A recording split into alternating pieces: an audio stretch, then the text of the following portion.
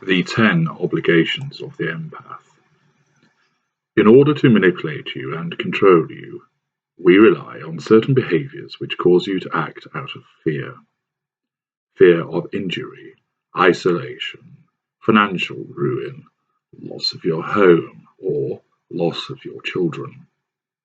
We also rely on your deeply embedded sense of obligation. Owing to your honesty and decency, you feel need to do certain things. Your sense of obligation is greater than normal, and we exploit this in the following ways. 1. You feel responsible for us. So much of what we do is of our own doing. In fact, next to nothing is caused by you when looked at through your worldview. From our perspective, you are responsible for everything. It is always your fault, and we repeatedly project and blame shift in order to condition you to feel responsible for us. You already have a sense of responsibility towards us. You feel a sense of responsibility to nearly everybody because of the fact you are caring and compassionate. This increases when it comes to us because we are, in most cases, your intimate partner, and you believe that it is the intimate partner who ranks amongst the highest who deserve such responsibility. This increases again when you realize that we have certain flaws, and you feel a need to take on responsibility for them. Indeed, combine this natural state with the conditioning that we cause, and you become someone who is over-responsible for us. 2. You feel that you owe us. Once again, this is a combination of the natural and the conditioned. You have been given such a wonderful time during the seduction of the golden period, given so much both material and emotional, that you feel you do indeed owe us something. You are also a person who is polite and well-mannered, and you feel a natural desire to return favours, thank people for what they do for you, and a sense of paying the debt that has arisen.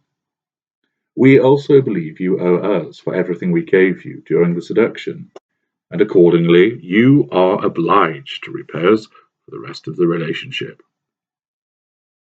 Combine these two elements and a powerful obligation of owing us is created, which we are then able to exploit to our advantage. 3. You feel sorry for us. That natural sympathy people possess is available in spades with someone as empathic as you. You never regard someone as weak or pathetic, but rather you feel sorry for them. You would not regard a homeless person as a stain on society, but rather feel sorry that they find themselves in such a situation, and you consider how they ended up there, and what might be done about it. You realize our behaviors are abhorrent, but rather than always feel angry about it, you feel sorry for us that we behave this way. You feel sorry that we cannot explain ourselves, that we lash out and behave in such a destructive fashion. Your exuding sympathy not only fuels us, but it creates an obligation on your part towards us. 4. You feel guilty. Even if you know that a certain course of action is the best for you, you are assailed by the guilt that you might be hurting someone, stopping them, what they want to do, or upsetting them in some way. Tough love is not a concept that you want to embrace, as the guilt at seeing somebody else hurting as a consequence of something that you have done is too great. This sense of guilt forces you down different routes, often doing things which are actually not the best for you, but nevertheless you feel obligated to do so out of this considerable sense of guilt, which looms large, with someone empathic like you. 5. You feel a need to fix us. You are a problem solver. You enjoyed the sound of music when you were younger, and you always felt that if you had been given the chance, you would have solved a problem like Maria. You regard it as your role to heal and to fix. You are of the unshakable mindset that everyone can be fixed. Everyone can be made better. And when you experience the broken elements of our machinations and manipulations, You do not shirk from them. Instead, you remain in situ and work out how you can resolve them. This obligation to make things better and to heal is a central part of who you are, and is readily exploited by us, since we know you are unlikely to go anywhere, despite how bad things are. Number 6, you feel it is your duty. You have a strong sense of duty. Duty to be an excellent parent, supportive friend, caring son or daughter, hard-working colleague, and all-round decent human being. Most of all, you regard your duty to your intimate partner as one where, no matter how difficult things might be, you are not going to walk away. This duty is often compelled from the vows that you have taken and a strong religious undertone to your personality. Duty is paramount, and from that rises the obligation. 7. You feel a need to abide by your standards. So often, the world appears to have lost its moral compass, and therefore it falls to a diminishing group of people to right the wrongs, stand up for the vulnerable, and defend the weak. You often see that people are ruled by those twin gods of sex and money, and this causes people to forget who they are and the standards that they once adhered to. This is not for you.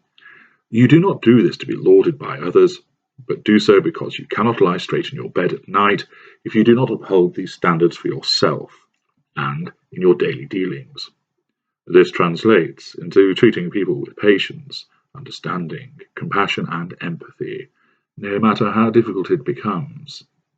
Some might suggest that you are making a rod for your own back. Number 8. You feel a need to maintain appearances. This is not done for your own benefit. You are not like us creating an image to show the world. No, you do this to maintain appearances for the sake of others. It is keeping the family together for the sake of your children so they are not upset. It is appearing to get along with your difficult brother for the sake of your fragile elderly parents. It is taking one for the team in order to maintain an appearance so that you deal with the pain and aggravation so others do not have to. This need creates an obligation in you that we are content to exploit, as we know it will keep you around and stop you from speaking out about what we do. 9. You feel a need never to give up. You are not a quitter. You do not give up at the first bump in the road or black cloud.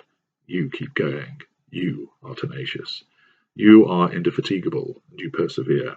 You plough forwards and feel that it is only right to do this because you know that the just reward will come at the end of it. Anything worth doing is worth doing properly. Anything worth having takes effort. We applaud this desire to stick at things. 10. You feel a need to have done your best. When everything is added up and evaluated, at the end of the day, you want that satisfaction, just for yourself, to know that you did your best, and you could have done no more. You always consider whether you could have done something a different way and more effectively. You are self-critical and behave like this in order to fulfill your chosen role as a good person. This obliges you to try and try again. These empathic obligations of yours result in you remaining longer with us, enduring more of our abusive behaviors, and forgiving more of what we do than an ordinary person would do. We know these obligations exist, and we exploit them.